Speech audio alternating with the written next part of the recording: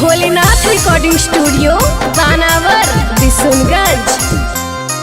अगे तोरे कारनामा बानी गेलियो गाँवा के पागला गे तोरे कारनामा। अगे तोरे कारनामा बानी गेलियो गाँवा के पागला गे तोरे कारनामा।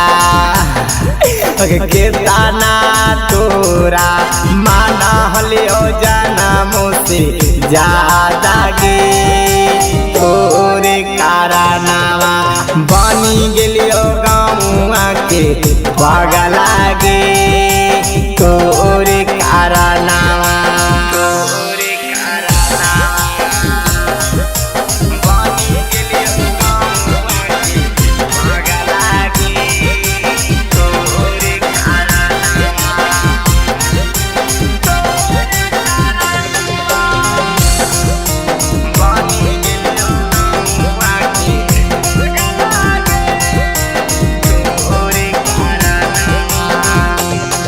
अगे बागिया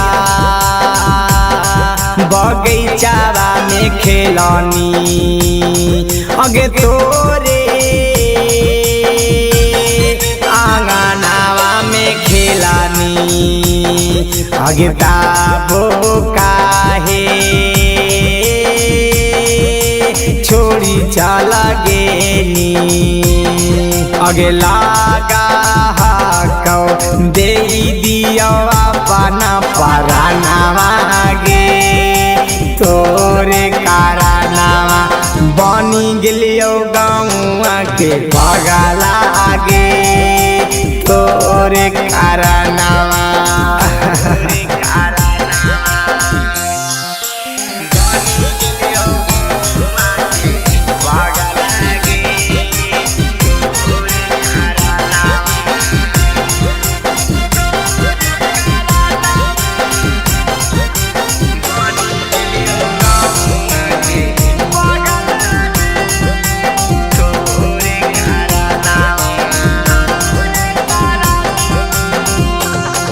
अगे मीठी मीठी बतिया में हमके फुसलावा हानि करे जा अगे ताबो काहे बिसराई करे जा अगे राहुला के बासा हालौ तोरे में परानावा गे तोरे कारनामा बनी गेलियो गाँवा के पागला गे तोरे कारनामा। भोलेनाथ रिकॉर्डिंग स्टूडियो बानावर बिशुनगंज।